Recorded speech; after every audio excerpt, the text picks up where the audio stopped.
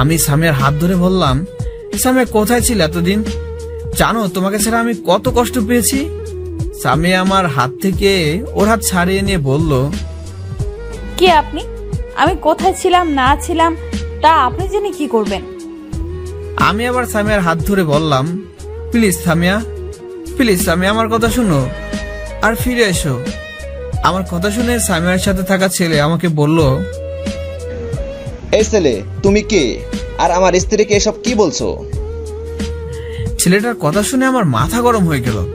আমি ছেলেটার শার্টের কলার ধরে বললাম, সামিয়া শুধু আমার। আমাকে আর বলতে না দিয়ে সামিয়া আমার গালে 2টা চড় মেরে বলল, ছোট লোক নর্দমার কীট, তোকে আমি বলেছিলাম না যে তুই আমার সামনে আসবি না? তারপরও কেন এসেছিস লুচ্চা কোথাকার? বলেই আবার 2টা চড় মারলো। সামিয়ার কথা শুনে আমার চোখ দিয়ে পানি পড়তে লাগলো। পাশে দাঁড়িয়ে থাকা কয়েকটা ছেলে সামিয়ার কাছে এসে বলল, কি হয়েছে আপু? দেখুন না ভাইয়া, এই ছোট লোক লুচ্চা আমার সাথে লুচ্চামি করতে এসেছে। আমার বয়ফ্রেন্ড তাকে বাধা দেওয়ায় সে আমার বয়ফ্রেন্ডকে মেরেছে। আমি চোখের পানি ফেলতেছি আর সামিয়ার কথাগুলো শুনতেছি। হ্যাঁ হাই সামিয়া, এটাই তোর ভালোবাসা আর এটাই তোর ওয়াদা? আচ্ছা আপু, আপনি যান, আমরা ওকে দেখে নিচ্ছি। সামিয়া ওর সাথে থাকা ছেলেকে বলল, চলো জানু, এইসব লুচ্চা ছোট লোকের কথায় কিছু মনে করো না। আর ভাইয়ারা, আপনারা ওর এমন অবস্থা করবেন যাতে সে কোনো মেয়ের দিকে না তাকাতে পারে। এদিকে সামিয়ার কথাগুলো শুনে ছেলেগুলো আমাকে ইচ্ছে মতো মারতে লাগলো। সেদিকে আমার কোনো ভ্রুক্ষেপ। আমি অপলক দৃষ্টিতে সামিয়ার যাওয়ার দিকে তাকিয়ে আছি, আর আমার ঠোঁটের কোণে ফুটে রয়েছে একটা মুচকি হাসির রেখা। ছেলেগুলো আমাকে কতক্ষণ ধরে পিটিয়েছে তা বলতে পারবো না, কারণ সামিয়ার দেওয়া আঘাতের কাছে ছেলেগুলোর দেওয়া আঘাত আমার কাছে কিছুই নয়। চোখ খুলে দেখি আমি একটা গাছের নিচে পড়ে আছি। চারদিকে তাকিয়ে দেখি এই গাছটা এই পার্কের এক পাশে আছে, যেখানে সচরাচর কেউ যায় না, আর সন্ধ্যা হওয়ায় তেমন কেউ নেই। আমি কোনোরকম ভাবে উঠলাম। হাঁটার মতো আর অবস্থা নেই আমার। পকেট থেকে ফোন বের করে রিয়াদকে ফোন দিয়ে এখানে আসতে বললাম। মোবাইলের স্ক্রিনটাও ভেঙে গেছে। আর হ্যাঁ, রিয়াদের বাসা পার্কের কাছেই। রিয়াদ আমার কাছে এসে আমার এই অবস্থা দেখে নানান প্রশ্ন করতে লাগলো। আমি তাকে একটা কথাই বললাম যে সময় হলে সবই জানতে পারবি। রিয়াদের সাথে একটা ক্লিনিকে গিয়ে কাটা জায়গাগুলো ড্রেসিং করলাম। এরপরে কিছু মেডিসিন নিয়ে রিয়াদকে নিয়ে বাসায় আসলাম। রিয়াদ আমাকে বাসায় নামিয়ে দিয়ে ওর বাসায় চলে গেল। কলিং বেল বাজাতে আম্মু এসে দরজা খুলে দিল। আম্মু ড্রেসিং করা অবস্থায় দেখে কান্না শুরু করে দিল। আম্মু কি করে হয়েছে তা জানতে চাইলে আমি শুধু বললাম অ্যাক্সিডেন্ট হয়েছে। এসে দরজা বন্ধ করে কান্না করতে লাগলাম। কান্না করতে করতে কি হয়েছিল তা আমার আর মনে নেই। চোখ খুলে দেখি আমার মাথার কাছে আম্মু বসে আছে। সাফিয়া আর তিশা দুইজন আমার দুই পাশে। ডাক্তার আমার চেক আপ করতেছে, আর আব্বু ডাক্তারের পাশে দাঁড়িয়ে আছে। ভালোভাবে রুমটা পর্যবেক্ষণ করে দেখি এটা হাসপাতালের রুম। আমাকে চোখ খুলতে দেখে আম্মু আমার কপালে চুমু দিয়ে বলল, তোর জ্ঞান ফিরেছে বাবা? আমি আস্তে আস্তে বললাম, হ্যাঁ আম্মু, কিন্তু কি হয়েছিল আমার? আমার কথা শুনে ডাক্তার বলল। ডাক্তারের কথা শুনে আমি তো অবাক হয়ে গেলাম। 3 দিন পর আমার জ্ঞান ফিরলো। ডাক্তারকে জিজ্ঞেস করলাম কি হয়েছিল আমার। তোমার কি হয়েছে আমরা বলতেছি। আজ থেকে 3 দিন যাবত তোমার জ্ঞান হারিয়েছিলে। ও, কয়েকদিন পর আমাকে হাসপাতাল থেকে বাসায় নিয়ে আসা হলো। রুমে বসে থাকতেই তিশা আমার রুমে এসে আমার পাশে বসলো। বসে আমাকে জিজ্ঞেস করলো, ভাইয়া তোর কি হয়েছিল, সত্যি করে বলবি? অতিরিক্ত চিন্তা এবং না খেয়ে থাকার জন্য তোমার শরীর দুর্বল হয়ে পড়ে, আর সেদিন অ্যাক্সিডেন্ট হওয়ার ফলে তোমার শরীরটা দুর্বল হয়ে যায়, যার ফলে তুমি জ্ঞান হারিয়ে ফেলো, আর আজকে জ্ঞান ফিরে। এরপর আমি তিশাকে জড়িয়ে ধরে কান্না করতে করতে সেদিন পার্কে সাইমের সাথে ঘটে যাওয়া সবকিছু বললাম। তিশা আমার মাথায় হাত বুলিয়ে দিতে দিতে বলল, ভাইয়া সে যদি তোকে ছাড়া ভালো থাকে, তুই কেন তাকে ছেড়ে ভালো থাকতে পারবি না? বড্ড বেশি ভালোবাসি যে তাকে। তাহলে আমি তাকে সব সত্যিটা বলে দেই। সে যদি আমাকে ছাড়া অন্য কাউকে নিয়ে ভালো থাকে, তাহলে অযথা আমি কেন তার পথের কাটা হতে যাব? তাহলে তার কথা ভেবে নিজেকে কষ্ট দিচ্ছ কেন? আমি একটা মুচকি হাসি দিয়ে বললাম, কি আমি কষ্ট পাচ্ছি? আমি তো ঠিক আছি। চলো ডিনার করবে। চল ডিরার রুমে এসে শুয়ে পড়লাম। সামিয়ার কথা মনে পড়তেছে। সে কি করে পারলো এমনটা করতে? সে যদি আমাকে একটা বার জিজ্ঞাসা করতো বা জানতে চাইতো মেয়েটা কে, তাহলেই তো আমি বলে দিতাম। কিন্তু না, সে তা করলো না। সে আমাকে ছাড়া অন্যজনকে বেছে নিল। এটাই ছিল তার ওয়াদা, এটাই ছিল তার বিশ্বাস। বেশ, আমাকে ছাড়া যদি সে অন্যকে নিয়ে ভালো থাকতে পারে, তাহলে আমি কেন তাদের মধ্যে শুধু দেওয়াল হতে যাব? হয়তোবা তাকে ভুলতে আমার কষ্ট হবে, কিন্তু ভুলতে তো হবে আমায়। এই শহরে থাকলে হয়তো তার মায় আরো বেশি জড়িয়ে পড়ব। চলে যাব এই শহর ছেড়ে।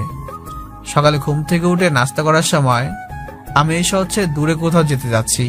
আমার কথা শুনে আব্বু কিছুটা অবাক হয়ে বলল, কেন? আসলে আব্বু, আমি বাইরে থেকে লেখাপড়া করতে চাচ্ছি, আর এখন থেকে তো ভর্তির প্রিপারেশন নিতে হবে। ঠিক আছে, কিন্তু কোথায় যাবে?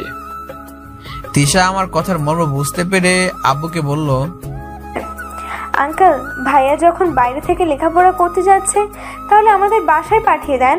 সেখানে ভার্সিটিতে ক্লাস করবে আর আমাদের বাসায় থাকবে। ঠিক আছে। আমার ছেলেকে আমি কোথাও যাইতে দিব না। আম্মু, বোঝার চেষ্টা করো।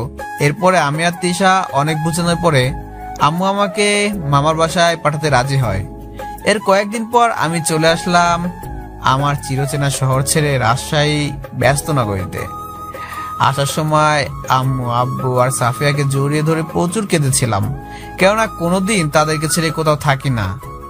আর আজ রাজশাহীতে যাচ্ছি, জানি না কতদিন পর আবার নিজের শহরে যাব। রাজশাহী আসার কিছুদিন পরেই ভার্সিটিতে অ্যাডমিশন নিলাম। আল্লাহর রহমতে টিকেও গেলাম। এরপর শুরু হলো আমার জীবনের নতুন অধ্যায়, যেখানে নেই মা বাবা বোনের সেই আদর স্নেহ ভালোবাসা, আর যেখানে নেই আমার ভালোবাসার মানুষটির কোনো অস্তিত্ব। দেখতে দেখতে কেটে গেল 3টি বছর। এই 3 বছরে একবার আমি নওগাঁয় যাইনি। বাবা মা আর সাফিয়া রাজশাহীতে এসে আমাকে দেখে যেতেন। বন্ধুদের সাথেও মাঝে মাঝে কথা হতো। ওদের কাছ থেকে সামিয়ার খবর নিতাম। কি করব, মনটা যে বড্ড বেঈমান। সামিয়ার এখনো বিয়ে হয়নি, কোথায় যেন জব করে। হঠাৎ করে কারো ডাকে বর্তমানে ফিরে আসলাম। পিছনে তাকিয়ে দেখি তিশা দাঁড়িয়ে আছে। আমি বললাম, কিরে, কিছু বলবি? তিশা আমাকে জড়িয়ে ধরে কান্না করতে করতে বলল, আমাকে মাফ করে দিস ভাইয়া।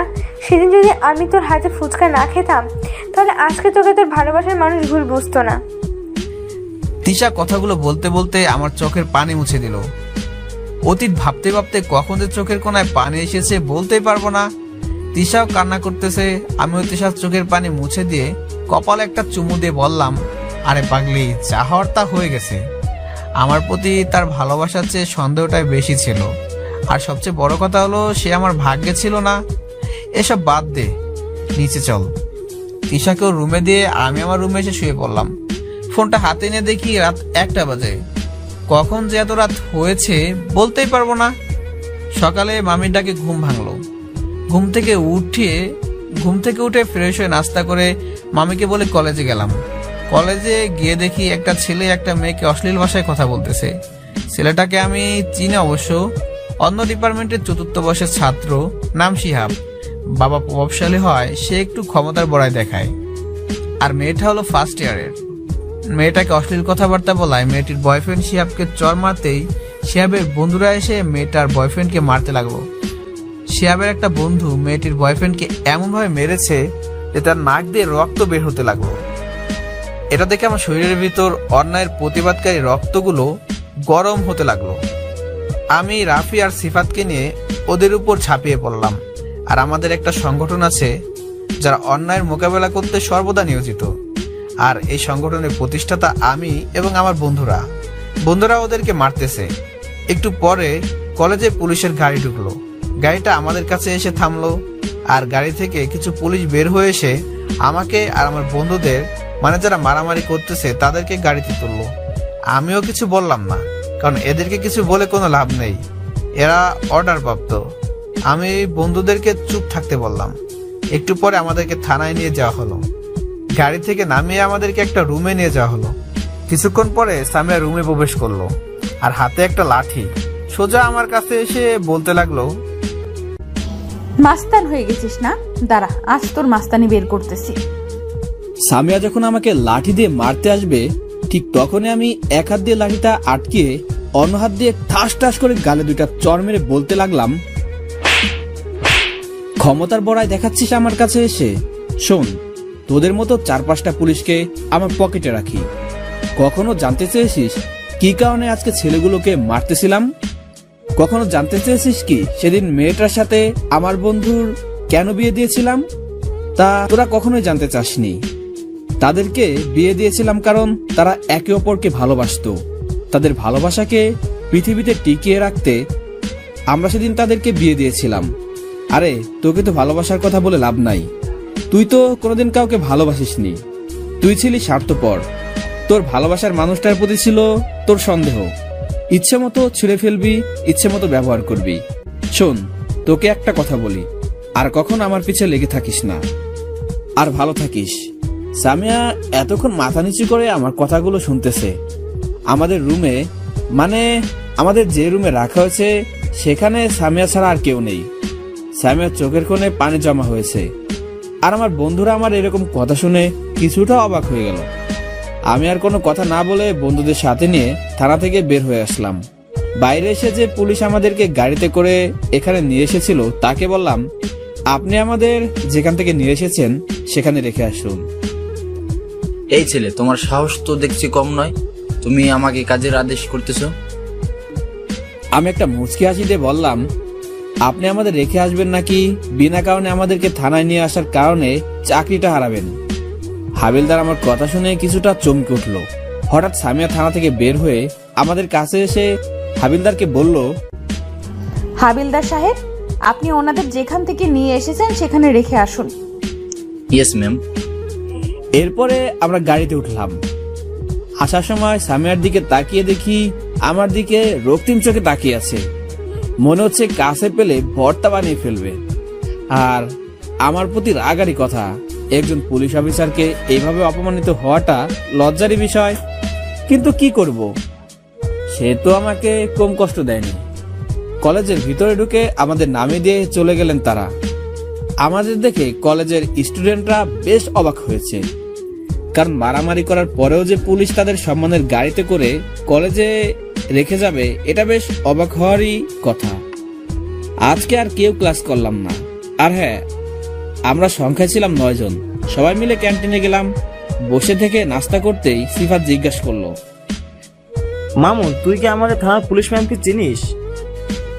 সিফাতের কথা শুনে আমি কিছুটা চমকে উঠলাম। আমি বললাম, আমি কিভাবে চিনবো? না, তাই বলতেছি আর কি। তাড়াতাড়ি খা, বাসায় যাব।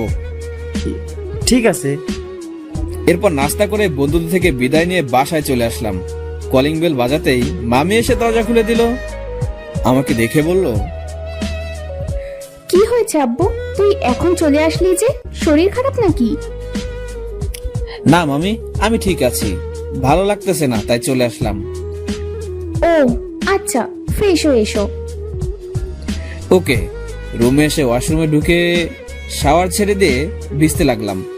মনে পড়তেছে সেই 3 বছর আগের অতীতটাকে। কেন সামিয়া, কেন তুমি আবার আসলে আমার সামনে? সেদিন তুমি যদি আমার একটা কথা শুনতে, তাহলে কি আজ আমাকে এই পরিস্থিতির সম্মুখীন হতে হতো?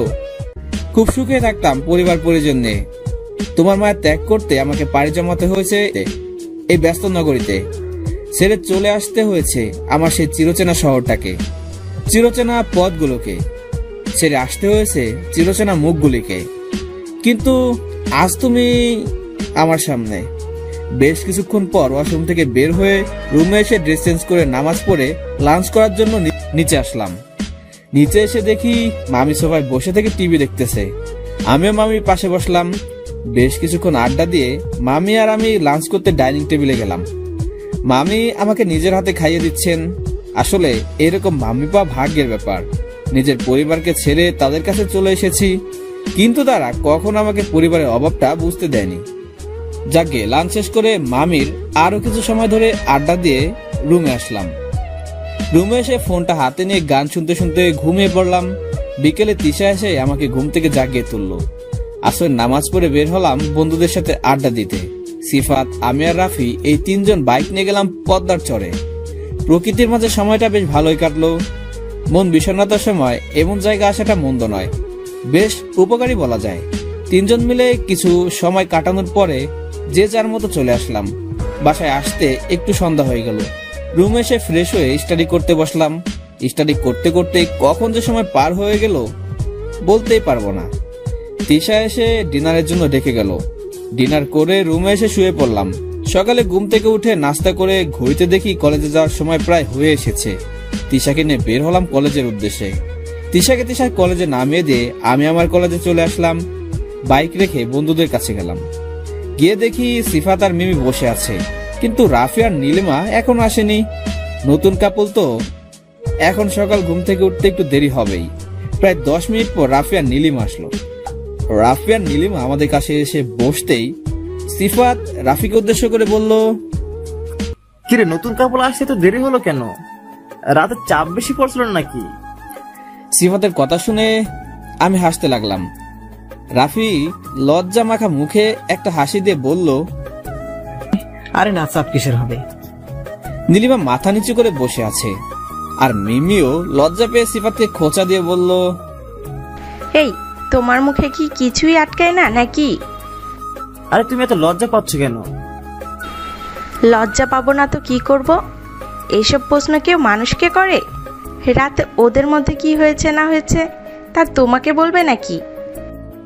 বললে কি হবে, আমরাই তো। আর আমাদের বাসার রাত থেকে শুরু করে যা কিছু হবে তা কেউ যদি শুনতে চাই তাহলে সবকিছু বলে দিব।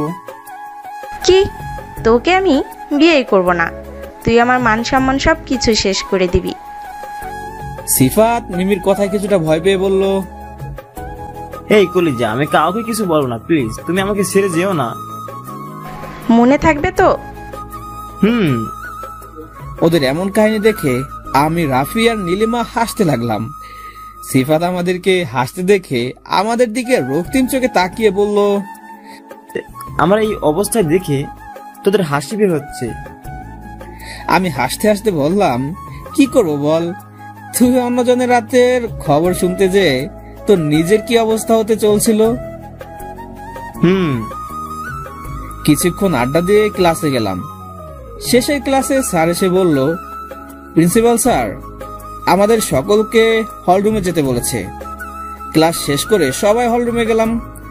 অনেক ছাত্রছাত্রী। প্রিন্সিপাল স্যার বললেন, আগামী 22 তারিখে নবীনবরণ অনুষ্ঠান, আর সেই অনুষ্ঠানে কিছু সঙ্গীত এবং নৃত্য পরিবেশন করার ব্যবস্থা করা হবে। যারা যারা আগ্রহী তারা যেন এখন থেকে প্রস্তুতি নেয়। আরো কিছু কথা বলে প্রিন্সিপাল স্যার হলরুম থেকে বের হয়ে গেলেন। আমরাও চলে আসলাম। ক্যান্টিনে এসে নাস্তা করে বাসায় চলে আসলাম। আর হ্যাঁ, এই অনুষ্ঠানের সকল দায়িত্ব পালন করবেন সিনিয়র ব্যাচ, সেজন্য আমাদের এই বিষয়ে তেমন মাথা ব্যথা নেই। আর সিনিয়র ব্যাচের বড় ভাইদের সাথে আমার সম্পর্কটা সেই রকম, কিছুটা ফ্রেন্ডলি আবার কিছুটা ব্রাদারলি আর কি। আজকে 9 তারিখ, আর মাত্র 3 দিন সময় আছে। বাসায় এসে ফ্রেশ হয়ে নামাজ পড়ে লাঞ্চ করে ঘুমিয়ে পড়লাম। বিকেলে উঠে তিশাকে নিয়ে ঘুরতে বের হলাম। অনেকক্ষণ যাবত ঘোরাফেরা করে বাসায় আসলাম। রাতে ডিনার করে ঘুমিয়ে পড়লাম। সকালে ঘুম থেকে উঠে নাস্তা করে কলেজে গেলাম। আর এইভাবে 3টা দিন অতিবাহিত হয়ে গেল। আজকে নবীনবরণ আর সন্ধ্যার দিকে অনুষ্ঠান। আর হ্যাঁ, এই কয়দিন সামিয়ার সাথে আমার একবারের জন্য দেখা হয়নি। যাক, আপদ বিদায় হয়েছে। অনেক আনন্দের মাধ্যমে অতিবাহিত হলো নবীনবরণ অনুষ্ঠান। এবার সঙ্গীত অনুষ্ঠানের পালা। আমি, তিশা, মিমি, নীলিমা, সিফাত আর রাফি স্টেজের একেবারে সামনের চেয়ারে বসে আছি। তিশাও এসেছে আমার সাথে। অনুষ্ঠান শুরু হতে আর বেশি সময় নেই। একটু পর এক বড় ভাই অ্যানাউন্স করার জন্য স্টেজে উঠলেন। তার নাম হলো মাহফুজ। খুব ভদ্র এবং মেধাবী ছাত্র।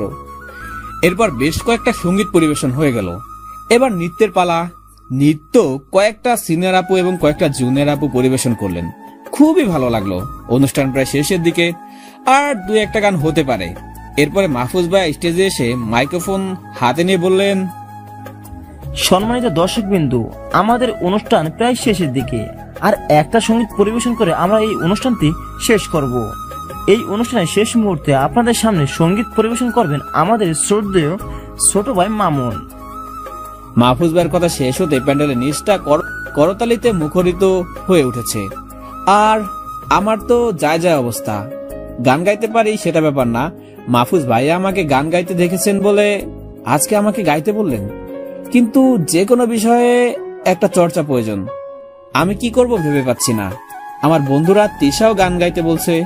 আমাকে চেয়ারে বসে থাকতে দেখে মাহফুজ ভাইয়া আবার মাইক্রোফোন হাতে নিয়ে বললেন, শাহিদ হাসান শাহী, তোমাকে স্টেজে উপস্থিত হওয়ার জন্য বিশেষভাবে অনুরোধ জানাচ্ছি। আমি আর বসে না থেকে চেয়ার থেকে উঠে স্টেজের দিকে হাঁটা ধরলাম। স্টেজে উঠতেই কিছু ছোট ভাই শীষ বাজাতে লাগলো। গিটারটা হাতে নিয়ে সামনে তাকাতেই এক জায়গায় আমার চোখ আটকে গেল। সেখানে বসেছিল সামিয়া, আর তার পাশে ছিল আমাদের ভার্সিটির এক ম্যাম। সামিয়াকে এতক্ষণ দেখতে পাইনি। ওকে দেখেই একটা গান মনে হলো, যে গানটি আমি মাঝে মাঝেই শুনতাম। আমি সামিয়ার দিকে তাকিয়ে একটা মুচকি হাসি দিয়ে গিটারে একটা টান দিয়ে সুর তুললাম গানটির। মাইক্রোফোনটা একটু কাছে নিয়ে এসে গাইতে শুরু করলাম।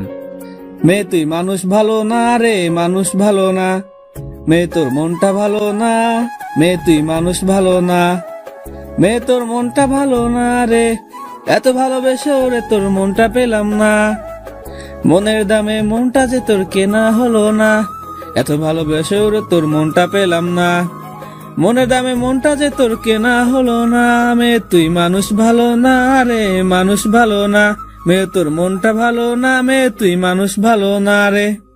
কলেজে হন্য হয়ে আমার পিছে ঘুরতি, আমার জন্য জীবন বাজির হর হামেশায় ধরতি, কলেজেতে হন্য হয়ে আমার পিছে ঘুরতি, আমার জন্য জীবন বাজি হর হামেশায় ধরতি, এখন তুই বদলে গেছিস, ভুল বুঝে ছেড়ে গেছিস, এখন তুই বদলে গেছিস, ভুল বুঝে ছেড়ে গেছিস, এখন নাকি আমার তোর ভালো লাগে না রে, ভালো লাগে না, মনের দামে মনটা যে তোর কেনা হলো না, মনের দামে মনটা যে তোর কেনা হলো না, মেয়ে তুই মানুষ ভালো না রে, মানুষ ভালো না, মেয়ে তোর মনটা ভালো না, হাসি মুখের অন্তরালে তুই যে ভেজা শয়তান, ভালোবাসার বিনিময়ে দুঃখ দিলি প্রতিদান, হাসি মুখের অন্তরালে তুই যে ভেজা শয়তান, ভালোবাসার বিনিময়ে দুঃখ দিলি প্রতিদান, ঘুম নেই আমার চোখে তুই আসিস কার বুকে, ঘুম নেই আমার চোখে তুই আসিস কার বুকে, তুই বিহনে আমার পরাণ বাঁচে না রে, পরাণ বাঁচে না, মনের দামে মনটা যে তোর কেনা হলো না, মনের দামে মনটা যে তোর কেনা হলো না, মেয়ে তুই মানুষ ভালো না রে, মানুষ ভালো না, মেয়ে তোর মনটা ভালো না, মেয়ে তুই মানুষ ভালো না রে, মেয়ে তোর মনটা ভালো না, এত ভালোবেসে ওরে তোর মনটা পেলাম না, মনের দামে মনটা যে তোর কেনা হলো না, এত ভালোবেসে ওরে তোর মনটা পেলাম না, মনের দামে মনটা যে তোর কেনা হলো না, মেয়ে তুই মানুষ ভালো না রে, মানুষ ভালো না, মেয়ে তোর মনটা ভালো না, মেয়ে তুই মানুষ ভালো না, মেয়ে তোর মনটা ভালো না। গানটা শেষ করতে সকল স্টুডেন্ট তালে দিতে লাগলো। আমি গিটারটা রেখে স্টেজ থেকে নেমে আসতেই সকলে আমাকে ধন্যবাদ জানালো। সামিয়ার দিকে এক নজর দিয়ে দেখি সে এখন আমার দিকে তাকিয়ে আছে। গানের মধ্যে বেশিরভাগই সময় ছিল সামিয়ার দিকে তাকিয়েছিলাম। মাহফুজ ভাই মাইক্রোফোনটা হাতে নিয়ে বলতে লাগলেন, ধন্যবাদ ছোট শাহিদ হাসান শাহীকে এত সুন্দর একটা গান আমাদের উপহার দেওয়ার জন্য। এরপর আরো অনেক কিছু বললেন। আমি বন্ধুদের কাছ থেকে বিদায় নিয়ে তিশাকে নিয়ে বাসায় আসলাম। বাসায় এসে ফ্রেশ হয়ে ডিনার করে মামা মামি আর তিশার সাথে কিছুক্ষণ আড্ডা দিয়ে রুমে এসে বসে থেকে ফোনটি টিপতেছি। তিশা আমার রুমে এসে আমার পাশে এসে বসলো। বসার পর আমাকে বলল, ভাইয়া তুই কি এখনো ওই মেয়েকে ভালোবাসিস? আমি অবাক হয়ে বললাম, কেন হঠাৎ এ প্রশ্ন করলি যে? তেমন কিছু না, তবে তুই যখন গানটা গাইলি তখন বারবার কোথায় যেন তাকাচ্ছিলি। আমি সেদিকে লক্ষ্য করে দেখি সেখানে একটা মেয়ে, মানে আমার এক্স ভাবি বসে আছে। সেও তোর দিকে এক ধ্যানে তাকিয়েছিল। এখন ভালোবাসিস কিনা বল, আর মেয়েটা এখানে কেন? মেয়েটা এ থানার পুলিশ অফিসার, আর তাকে আমি এখনো ভালোবাসি কিনা তা জানি না। কিন্তু তার কথা মনে হলে আমার মনের ভিতরটা দুমড়ে মুচড়ে যায়। তার কথা মনে হলে তার সাথে কাটানো মুহূর্তগুলো মনে পড়ে। তবে তার প্রতি আমার ভালোবাসাটা যদি এখন থাকে, তাহলে সেই ভালোবাসার উপর মরিচা পড়ে আছে, যেটাকে ওঠাতে অনেক সময়ের প্রয়োজন।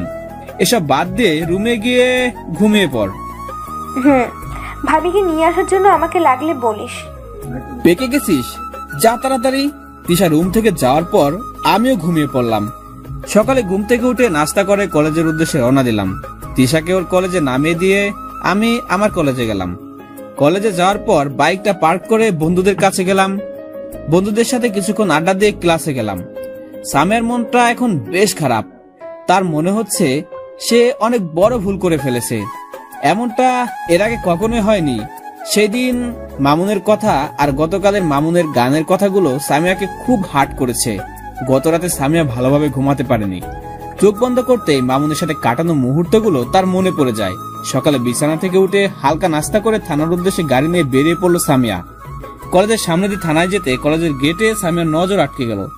গেটের কাছে দেখতে পেল সেদিন যে মেয়েটা মামুনের সাথে বসে থেকে মামুনের হাতে ফুচকা খাচ্ছিল, সে অন্য ছেলের সাথে হেসে হেসে কথা বলতেছে। সামিয়া গাড়ি নিয়ে মেয়েটা মানে তিশার পিছু নিতেই তিশা কলেজের মধ্যে ঢুকে গেল। সামিয়াও গাড়ি নিয়ে তিশার কলেজে ঢুকে গেল। সামিয়া গাড়ি নিয়ে গিয়ে তিশা এবং ছেলেটার সামনে দাঁড়ালো। ক্যাম্পাসে পুলিশের গাড়ি দেখে স্টুডেন্টরা কিছুটা ভয় পেয়ে গেল। সামিয়া গাড়ি থেকে নেমে তিশার সামনে যেতে তিশা কিছুটা চমকে উঠে, কারণ সামিয়া তার অফিসের ড্রেস পরেছিল আর সামিয়ার চোখ কিছুটা লাল হয়ে আছে। দেখে বোঝা যাচ্ছে সামিয়া রেগে আছে। আর রেগে যাওয়ারই যে কথা, যে মেয়েটার জন্য সে তার ভালোবাসার মানুষটাকে হারিয়েছে, সে মেয়ে আজ অন্য ছেলের সঙ্গে হেসে হেসে কথা বলতেছে। সামিয়া গম্ভীর গলায় তিশাকে বলল, এই মেয়ে, তোর কয়টা ছেলে লাগে? একটা দিয়ে কি তোর হয় না?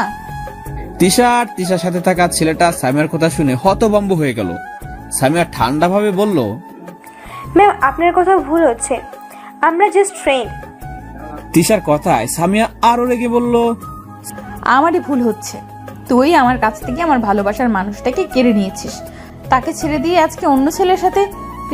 সামিয়ার কথা শেষ হতে তিশা সামিয়ার সর্বোচ্চ শক্তি দিয়ে একটা চর মেরে বলতে লাগলো, তুই আর কথা বলতিস? সে হলো আমার ফুপ্পির ছেলে, যাকে আমি সবসময় ভাইয়ের চোখে দেখি। সেও আমাকে নিজের বোনের মতোই ভালোবাসে। তোর জন্য আমার ভাইয়া প্রতিটা রাত কেঁদে কেঁদে বালিশ ভিজিয়ে অতিবাহিত করে। তোর জন্য আর সে নিজের পরিবার ছেড়ে এখানে এসে পড়ে আছে শুধু তোর মায়া কাটানোর জন্য। আর তুই ছিলি একজন স্বার্থপর। তোর ভালোবাসার মধ্যে ছিল না কোনো বিশ্বাস। সেদিন তুই যদি ভাইয়ার কথাটা একবার শুনতিস, তাহলে আজকে আমার ভাইয়া এমন কষ্ট পেত না। কিন্তু সেদিন তুই ভাইয়াকে ভুল বুঝে তাকে প্রতারক বলে চলে গেলি। তুই ছেড়ে চলে যাওয়ার পর থেকে ভাইয়া ঠিকমতো খাওয়া দাওয়া করতো না, কারোর সাথে ঠিকমতো কথা বলতো না, নিজেকে সবসময় রুমের মধ্যে আবদ্ধ করে রাখতো। বিকেল বেলা করে শুধু পার্কে যেত। সেখানে তুই ভাইয়ার হাত ধরে ওয়াদা করেছিলি যে তাকে কখনো ছেড়ে যাবি না, শুধু তোর সঙ্গে দেখা হওয়ার আশায়। যেদিন তোর সাথে দেখা হয়েছিল সেদিন তুই তাকে কয়েকটা ছেলের দ্বারা মার খাইয়েছিলিস। সেদিনের মারের জন্য ভাইয়া 3 দিন জ্ঞান হারিয়ে ফেলেছিল। তবু ভাইয়া কোনো কষ্ট পেয়েছিল না। কষ্ট পেয়েছিল কোথায় জানিস? কষ্ট পেয়েছিল তো সেদিনের কথাগুলোতে। হয়তোবা ভাবতে পারিস আমি এগুলো কিভাবে জানলাম। হ্যাঁ, ভাইয়া আমাকে বলেছিল। সে শুধু আমার ভাইয়া ছিল না, সে ছিল আমার বেস্ট ফ্রেন্ড। সব কথাই আমার কাছে শেয়ার করতো। তোকে আমি আগে থেকেই চিনতাম। সেদিন ভাইয়ার জ্ঞান ফেরার পর তোদের মাঝে পার্কে যা কিছু হয়েছিল সব কিছু আমাকে বলে। আমি সব কিছু শোনার পর তোকে বলে দিতে চেয়েছিলাম যে আমার ভাইয়া এছাড়া কিছু না, কিন্তু ভাইয়া আমাকে বারণ করে, বলে তুই যদি অন্যের কাছে যেয়ে সুখে থাকতে পারিস তাহলে ভালো থাকিস, এতেই ভাইয়া খুশি। ভেবেছিস কখনোই কাউটা ভালোবাসলে এইরকম কথা বলতে পারে? কিন্তু সেই ভালোবাসার মূল্য তুই দিতে পারলি না। ভালো থাকিস, আর পারলে আমাকে মাফ করে দিস। কথাগুলো বলেই তিশা ক্লাসরুমের দিকে হাঁটা ধরলো। তিশার কথাগুলো শুনে সামিয়া স্তব্ধ হয়ে গেল। চোখ দিয়ে অনবরত পানি পড়তেছে। সামিয়া আর স্থির থাকতে না পেরে দৌড়ে তিশার কাছে গিয়ে তিশার হাত ধরে বলল, প্লিজ তুমি আমাকে তোমার ভাইয়ের কাছে নিয়ে চলো। আমি অনেক বড় ভুল করেছি, আমাকে মাফ করে দাও। তিশা সামিয়ার হাত থেকে নিজের হাত ছাড়িয়ে নিয়ে একটা মুচকি হাসি দিয়ে বলল, কেন ভাইয়ার কাছে নিয়ে যাবি? আবার ভাইয়ার জীবনটা নষ্ট করবেন? সামিয়াকে আর কিছু বলার সুযোগ না দিয়ে তিশা ক্লাসরুমে ঢুকে পড়লো। সামিয়া সেখানে আর না থেকে গাড়ি নিয়ে তার বাসায় চলে আসে। আজকে আর থানাতেও গেল না। বাসায় এসে দৌড়ে নিজের রুমে গিয়ে বেডে শুয়ে বালিশে মুখ গুজে কান্না করতে থাকে। বেশ কিছুক্ষণ ধরে কান্না করে নিজেকে সামলে নিয়ে নিজেকে প্রশ্ন করতে লাগলো, মামুন কি আমাকে ক্ষমা করবে? মামুন কি আমাকে এখনো ভালোবাসে? আর ভালো যদি না বাসে তাহলে গতকালকে সে আমাকে উদ্দেশ্য করে গানটা গাইলো কেন? আবার আজকে মেয়েটা বলল প্রতি রাতে আমার জন্য কেঁদে কেঁদে বালিশ ভেজায়। তাহলে কি মামুন আমাকে এখনো ভালোবাসে। ভালোবাসুক আর না বাসুক, মামুন আমার ছিল, আমারই থাকবে। এতে যত কষ্ট সহ্য করতে হয় আমি করব। কলেজ থেকে বাসায় এসে গোসল শেষ করে লাঞ্চ করতে ডাইনিং টেবিলে গেলাম। লাঞ্চ করে রুমে এসে একটু রেস্ট নিয়ে শপিং মলে যাওয়ার জন্য বের হলাম। শপিং করে সন্ধ্যার দিকে বাসায় চলে আসলাম। রুমে বসে থেকে স্টাডি করতেছি, এমন সময় তিশা আমার রুমে এসে হাসতে হাসতে বলল, ভাইয়া আজকে ভাবির সঙ্গে দেখা হয়েছিল। আমি কিছুটা অবাক হয়ে বললাম, ভাবি? তুই আবার ভাবি পাইলি কোথায়? তিশা আমার পাশে এসে বসে হাসতে হাসতে বলল, মিস সামিয়া আক্তার ওরফে পুলিশ অফিসার। ও তাই বল, কিন্তু আমি তো তাকে বিয়ে করিনি। আর না করে লাভ না করে লায়ক, তাহলে তোর ভাবি হলো কি করে? আইসে ওর কথা ভেবে রাতে চোখের পানিতে বালিশ ভেজায় আর বলে সে নাকি লাভ করে না। আমি ওর সাথে আর তর্ক না করে বললাম, এসব বাদ দিয়ে কি কথা হয়েছে সেটা বল। আমি আর আমার ফ্রেন্ড শামীম একসাথে হেসে হেসে কথা বলতে বলতে গেট দিয়ে, তারপর তিশা আমাকে সবকিছু বলে বুঝিয়ে দিল। আমি হাসতে হাসতে বললাম, তাহলে এত কিছু হয়েছে? তিশার সাথে আরো কিছুক্ষণ আড্ডা দিয়ে দুজনে ডিনার করতে গেলাম। ডিনার করে রুমে এসে শুয়ে পড়লাম। সকালে ঘুম থেকে উঠে নাস্তা করে তিশাকে ওর কলেজে নামিয়ে দিয়ে আমি আমার কলেজে গেলাম। কলেজে পৌঁছে বাইকটা পার্ক করে আমাদের আড্ডাখানায় গেলাম। বন্ধুদের সাথে আড্ডা দিয়ে ক্লাস করে বাসায় আসলাম। বিকেলবেলা বাইক নিয়ে পার্কে গেলাম। সিফাত আর রাফি আসতে চেয়েছিল। পার্কে গিয়ে দেখি এখনো কেউ আসেনি। আজকে আমার আসাটা একটু আগেই হয়ে গেছে। আমি বসে থেকে ফোন টিপতেছি। ফোন টিপতে টিপতে বুঝতে পারলাম সামনে কেউ দাঁড়িয়ে আছে, ছায়া দেখা যাচ্ছে। আমি ফোন থেকে মাথা তুলে সামনে তাকাতেই বড় সড়ো একটা শক খেলাম, কারণ আমার সামনে দাঁড়িয়ে আছে আমার এক্স সামিয়া। আর তার চোখগুলো ফুলিয়ে আছে, হয়তোবা সারা রাত ঘুমায়নি। আমি বসে থাকা থেকে দাঁড়িয়ে বললাম, আরে ম্যাম, আপনি এখানে? আজকে আমি কোন অপরাধ করেছি নাকি? সামিয়া আমার কাছে এসে আমার পা জড়িয়ে ধরে বলল, প্লিজ মামুন, তুমি আমাকে মাফ করে দাও।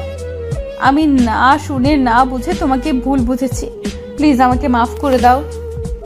চারপাশে তাকিয়ে দেখি পার্কে এখন তেমন কেউ আসেনি, তবে কয়েকজন আশেপাশে আছে।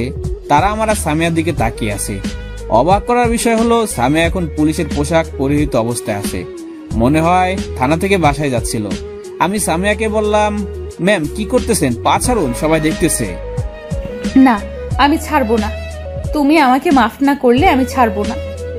আমি জোর করে ওকে আমার পা থেকে ছাড়িয়ে নিয়ে পিছন দিকে ফিরে একটা অর্থ হাসি দিয়ে বললাম, মাফটা আবার কি জিনিস? আর আমি মাফ করবোই বা কাকে? আমার মতো লুচ্চা ছোট লোক প্রতারকের কাছে মাপ চাচ্ছেন কেন? কারো প্রতি আমার কোনো অভিযোগ নেই। স্বামী আমার সামনে এসে মাথা নিচু করে বলল, প্লিজ মামুন, আমাকে মাফ করে দাও। আমি তোমাকে ভালোবাসি, আর জানি তুমিও আমাকে ভালোবাসো। ভালোবাসা? ভালোবাসা শব্দটা আমার ডিকশনারিতে নেই। যা আছে সব ঘৃণা। আর আমি কাউকে ভালোবাসি না। স্বামী আমার দিকে মায়াভরা দৃষ্টিতে তাকিয়ে বলল, আমাকে যদি ভালো নাই বাসো, তাহলে সেদিন থানায় আমাকে কিস করেছিলে কেন? আমাকে ভালো না বাসলে আমার কথা ভেবে রাতে চোখের পানিতে বালিশ ভিজিয়ে গেল কেন? আর সেদিন আমার দিকে তাকিয়ে গান গেয়েছিলে কেন? সামিয়ার প্রশ্ন শুনে আমি কিছুটা চমকে উঠলাম। সামিয়ার কোনো প্রশ্নের উত্তরই আমার কাছে নেই, কারণ আমি সামিয়াকে এখনো ভালোবাসি, কিন্তু সেটা চাপা পড়ে আছে এক পাহাড়সম পরিমাণ অভিমানের নিচে, যে অভিমানকে ভালোবাসায় পরিণত করতে অনেক সময়ের প্রয়োজন। আমি সামিয়াকে বললাম, আমি বালিশ ভেজা এক ধরনের স্বার্থপরের কথা ভেবে, যে কিভাবে মানুষকে ছেড়ে চলে যায় আর কিভাবে ছুঁড়ে ফেলে দেয় তা ভেবে। আর গান গাওয়া, আপনার দিকে তাকিয়ে থেকে গান গাওয়ার কারণ এটা নয় যে আমি আপনাকে ভালোবাসি। আমি গানটা গেয়েছিলাম একটা মুনাফিকের দিকে তাকিয়ে, যে ওয়াদা দিয়ে তা ভেঙে ফেলে। যাকে এসব বলে লাভ নেই, আপনি এখন যেতে পারেন। না, আমি যাব না বলেই আমাকে জড়িয়ে ধরলো। আমি ওকে আমার কাছ থেকে ছাড়িয়ে ঠাস করে দুটা চর মেরে বললাম, তোকে আমি বললাম না যে আমি তোকে ভালোবাসি না? এরপরেও কেন বারবার এই কথা বলতেছিস? চোখের সামনে থেকে দূর হ। কথাগুলো বলেই আমি বাসায় চলে আসলাম। আর সামিয়া কান্না করতে করতে ওর গাড়ির কাছে চলে গেল। আমি তাড়াতাড়ি বাসায় চলে আসলাম। বাসায় এসে বাইকটা পার্ক করে বাসায় ঢুকতেই ফোনটা বেজে উঠলো। পকেট থেকে বের করে দেখি সিফাত ফোন দিয়েছে। আমি রিসিভ করলাম। হ্যালো মামুন, তুই কোথায় আছিস? বাসায়। কেন? আমরা পার্কে এসেছি, কিন্তু তুই আসলি না যে? আজকে যাব না, ভালো লাগছে না, পরে কথা হবে, বাই। সিফাতকে আর কিছু বলতে না দিয়ে ফোনটা কেটে দিয়ে বাসায় ঢুকলাম। বাসায় ঢুকে আমার রুমে এসে ফ্রেশ হয়ে বেডে শুয়ে পড়লাম।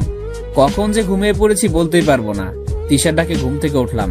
ঘুম থেকে উঠে ফোনটা হাতে নিয়ে দেখি রাত 9টা বেজে গেছে। রুম থেকে বের হয়ে নিচে আসলাম। নিচে এসে দেখি মামা মামি আর তিশা সোফায় বসে টিভি দেখতেছে। আমাকে দেখে মামা বলল, কি ব্যাপার শাহিদ, তোমার শরীর খারাপ নাকি? না মামা, ঠিক আছি। শুয়ে থাকতে কখন যে ঘুমিয়ে পড়েছি বলতেই পারবো না। ও আচ্ছা, চলো ডিনার করি। এরপরে সবাই একসাথে ডিনার করে বেশ কিছু সময় বসে থেকে আড্ডা দিয়ে রুমে এসে শুয়ে পড়লাম। সকালে কলেজে গেলাম। কলেজে গিয়ে দেখি সিফাত আর মিমি বসে আছে। আমি ওদের পাশে বসলাম। রাফি আর নীলিমা এখনো আসেনি। কিছুক্ষণ বসে থাকার পরে দেখি পুলিশের গাড়ি আমাদের সামনে এসে দাঁড়ালো। গাড়ি থেকে সামিয়া নেমে আসলো। তবে সামিয়া বেশ রেগে আছে, চোখগুলো লাল হয়ে আছে। সামিয়া আমার সামনে এসে রেগে এবং দাঁতে দাঁত চেপে আমাকে বলল, আমার সাথে চলো, কথা আছে। সামিয়ার এমন রাগ আমি আগে কখনো দেখিনি। আমি ভয়ে ভয়ে বললাম, কি কথা ম্যাম? সামিয়া মিমির দিকে ভ্রু কুচকে তাকিয়ে বলল, যেতে বলেছি যাবে, এত কথা বলছো কেন? এইবার বিষয়টা বুঝতে পারলাম। আমাকে মিমির সঙ্গে কথা বলতে দেখে সামিয়া জ্বলতেছে। আর হ্যাঁ, মিমি আর আমি পাশাপাশি বসে থেকে গল্প করতেছি আর হাসাহাসি করতেছি। সিফাতের ফোনে কল আসায় সামিয়া গাড়ি থেকে নামার আগেই সে একটু সাইডে গেছে। এজন্য আমি আর মিমি শুধু বসে আছি। আমি সামিয়াকে একটু হাট করার জন্য মিমির দিকে তাকিয়ে একটা চোখ টিপি দিয়ে বললাম, জানু তুমি একটু বসে থেকো, আমি আসতেছি। মিমি আমার এমন কথা শুনে অবাক চোখে আমার দিকে তাকালো। আমি তাকে একটা চোখ টিপি দিয়ে বিষয়টা বোঝানোর চেষ্টা করলাম। মিমি বুঝতে পেরে একটু মুচকে হাসি দিয়ে বলল, ঠিক আছে জানু, তাড়াতাড়ি এসো। সামিয়া আমার আর মিমির কথা শুনে রাগে ফুঁসতেছে। আমি সামিয়াকে বললাম, ম্যাম চলুন, আমার বেশি সময় নেই। আমার কথা শুনে সামিয়া আমার দিকে একটা রাগি লুকে তাকিয়ে আমার হাত ধরে টানতে টানতে ওর গাড়ির কাছে নিয়ে আসলো। গাড়ির কাছে আসার পরে গাড়ির দরজা খুলে আমাকে সামনে মানে ড্রাইভারের পাশের সিটে বসতে বলল। আমি কিছুটা বিরক্ত হয়ে সামিয়াকে বললাম, এই আপনি কি বলবেন বলুন, আমার কাজ আছে। সামিয়া ওর পিস্তলটা বের করে আমার কপালে ঠেকিয়ে বলল, আর একটা কথা বললে মাথার খুলি উড়িয়ে দেব, চুপচাপ গাড়িতে বসে থাকো। আমি পিস্তল দেখে ভয় পেয়ে গেলাম।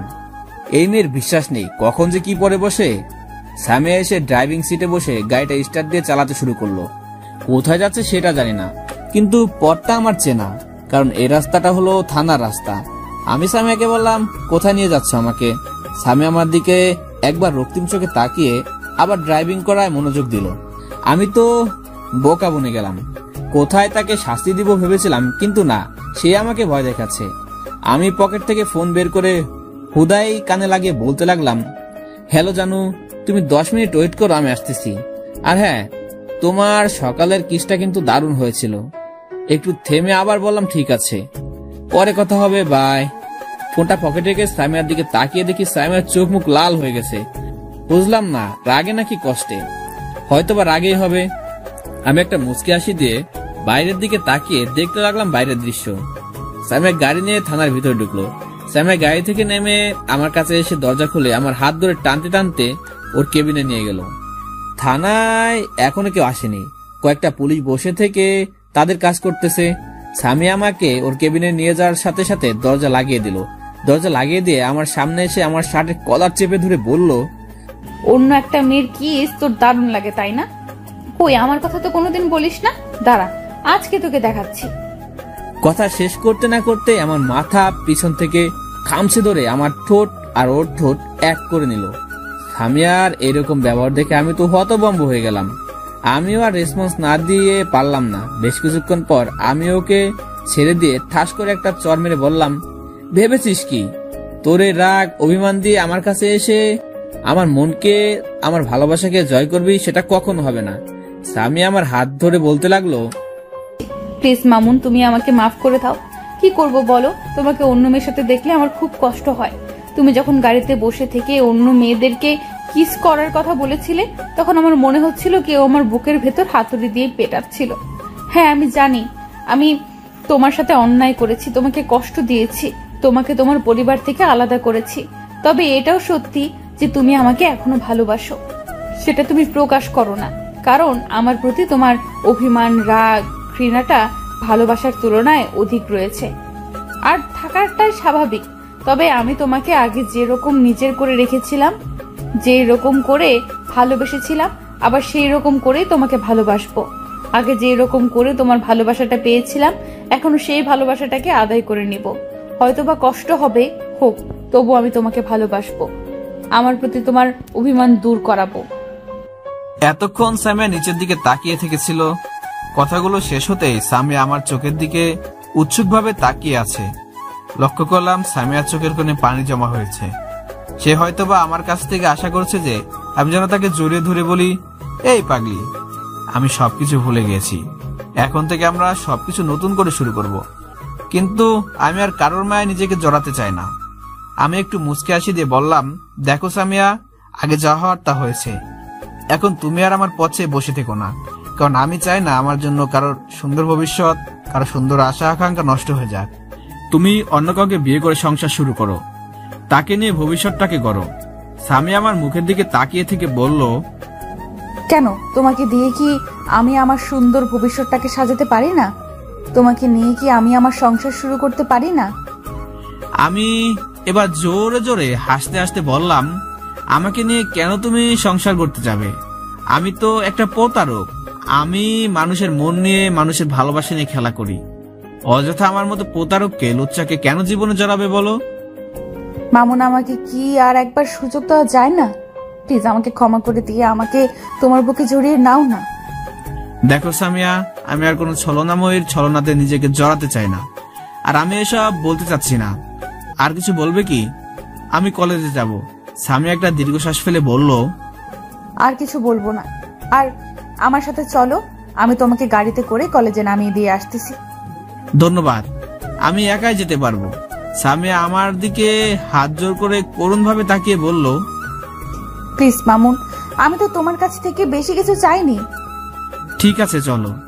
আমার কথা শুনে সামিয়ার মেঘাচ্ছন্ন মুখ এক চিলতে হাসি ফুটলো। আর আজ আমার কাছে কোনো আবদার পূরণের স্বার্থে সেই হাসিটা নিজ ইচ্ছায় উকি দিচ্ছে, শুধুমাত্র সময়ের অপেক্ষা। সময় বড় অদ্ভুত। এসো। সময় বড় অদ্ভুত। সামিয়ার সাথে সামিয়ার কেবিন থেকে বের হয়ে গাড়ি নিয়ে কলেজে আসলাম। কলেজে আসার পর গাড়ি থেকে নেমে কয়েক ধাপ দিতে না দিতেই সামিয়া বলল, ছুটির পর ওয়েট করবে, আমি এসে নিয়ে যাব।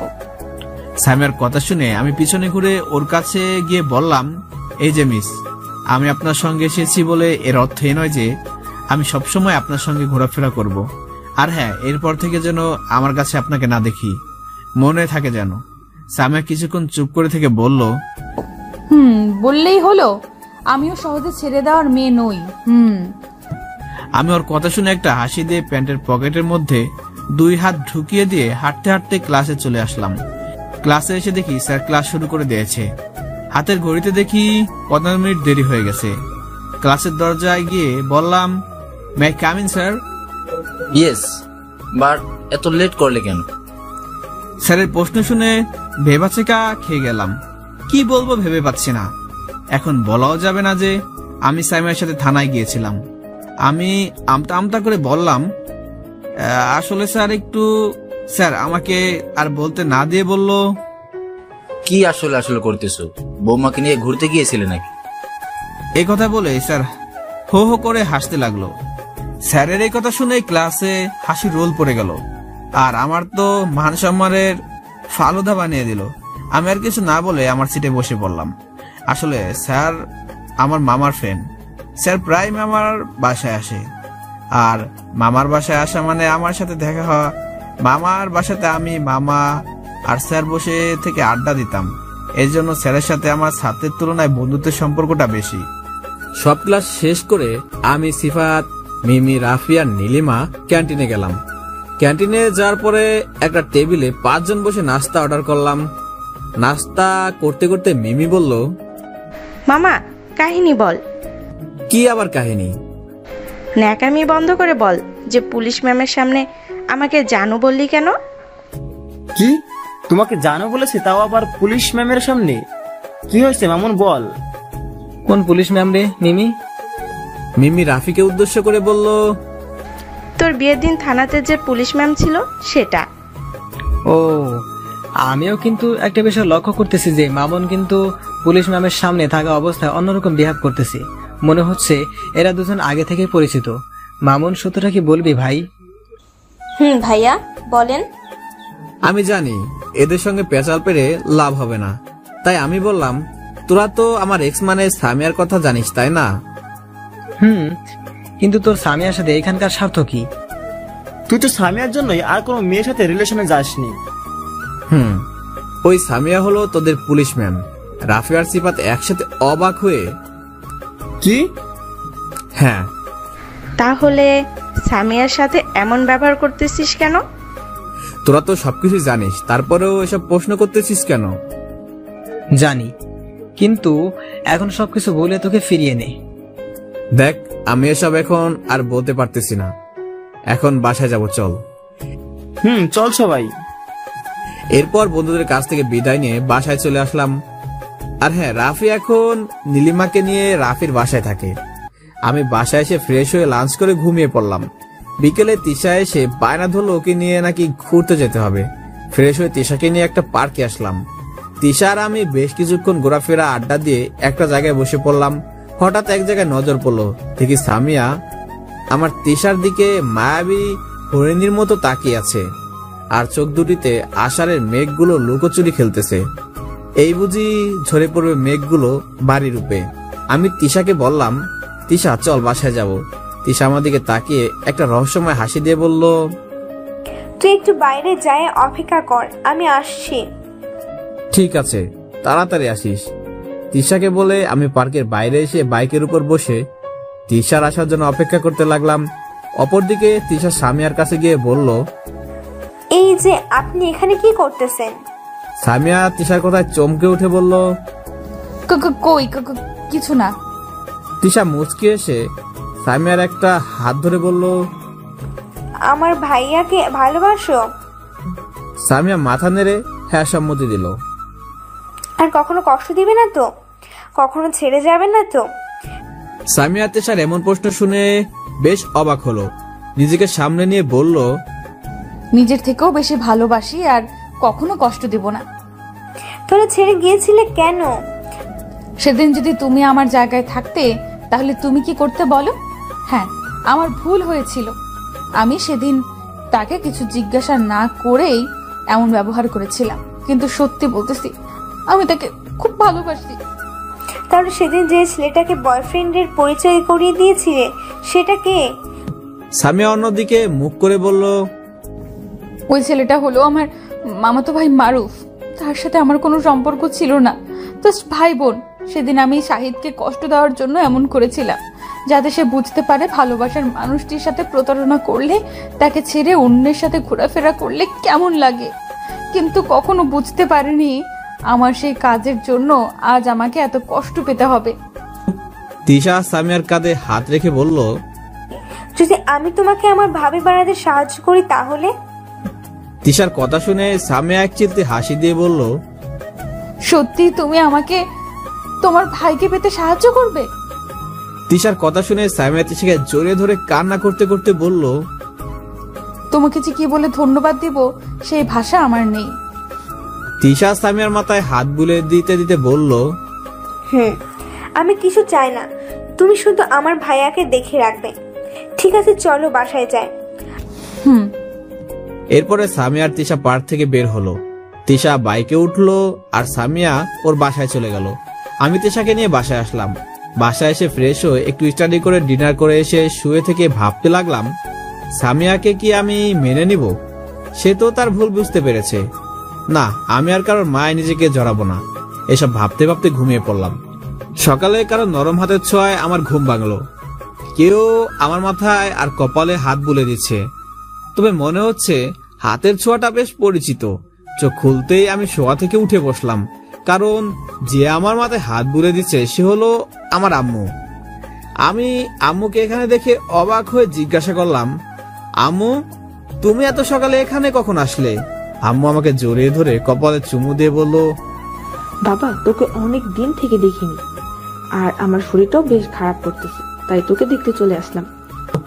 ও, আব্বু আর সাফিয়া এসেছে?